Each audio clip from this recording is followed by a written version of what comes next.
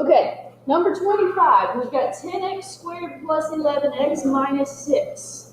10x squared plus 11x minus 6. So anytime our leading coefficient is not 1, we should be thinking GCF. Obviously, they're not all divisible by 10. So we go down the list of the factors of 10. We've got 5. Well, 5 doesn't work. And we've got 2. Well, 2 doesn't work for 11. So we don't have a GCF.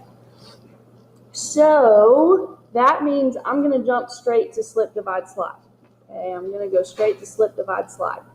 Because I couldn't simplify this at all. I'm going to take the 10. I'm going to slip it to the end. So now we have x squared plus 11x minus 60. So now I'm going to follow my rules. My last sign is a minus, so that means I have opposite signs. X plus, x minus. My first sign is a plus, so my bigger number is going to get the positive. Okay, factors of 60. We've got, 2 and 30? Are 2 and 30 going to give me 11? Nope, not going to work. We've got 20 and 3. Is that going to work? No, those aren't going to give me 11. What's going to give me 11? 15 and 4. Okay, 15, positive 15, because the 11 was positive, so the bigger number gets the plus. 4 gets the minus.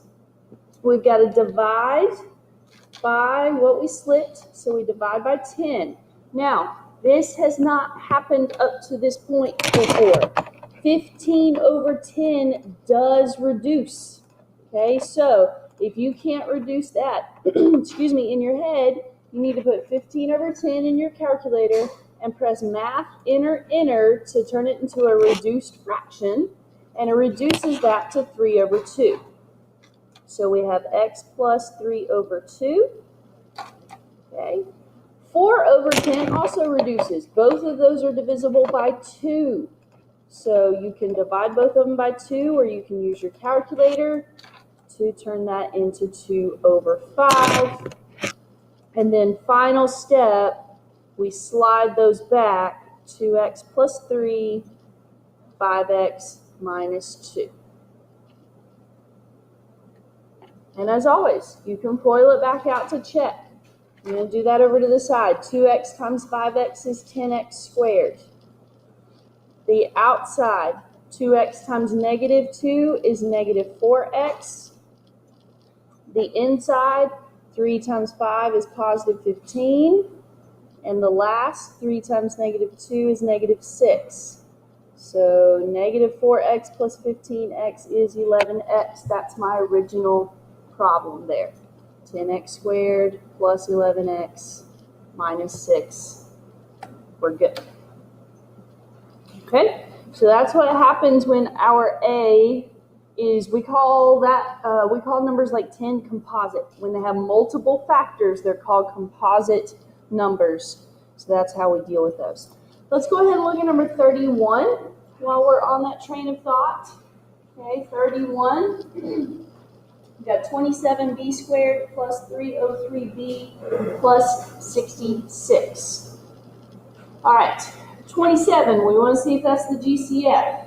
I don't believe that it is. Then we would go to 9. 9 is not the GCF, but all those numbers are divisible by 3. So let's go ahead and take out a GCF of 3. So 27 divided by 3 is 9. So we've got 9b squared plus 303 divided by 3 is 101b. And 66 divided by 3 is 22.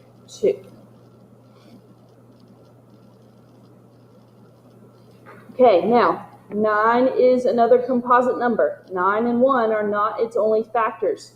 3 times 3 is also a factor. So in that case, I'm going to go ahead and slip, divide, slide. So don't forget, leave that 3 in front. Don't lose the 3. Keep it rolling in the problem.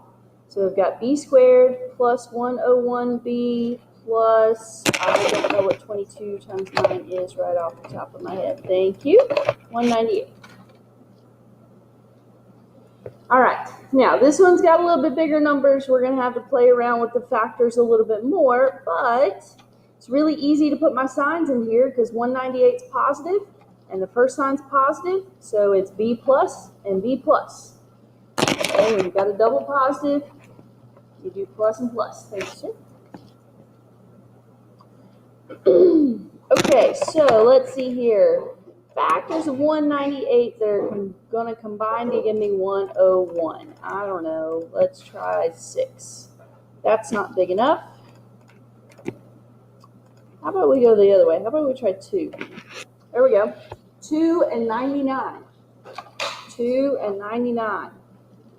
2 times 99 is 198, and 2 plus 99 is 101. Okay. So now we divide. What are we dividing by? 27? No. We divide by 9. Okay? It's not the original coefficient. It's whatever we slid. We slid the 9, so we divide by 9. 2 over 9 doesn't reduce.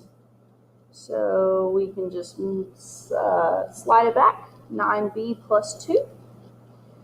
And 99 over 9 is 11. Okay. So we had one where the numbers did reduce, and then we're back to another one where they don't. But you always need to check that, okay? Because if you have something that reduces, let's glance back at the last problem real quick.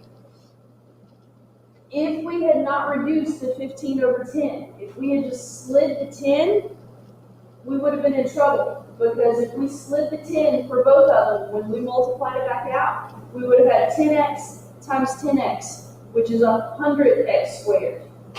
The original problem is 10x squared, so you have to reduce it if it can reduce, or the method's not going to work. Okay, you have to reduce it if it can reduce, or the method's not going to work. So I need you to do numbers 26 through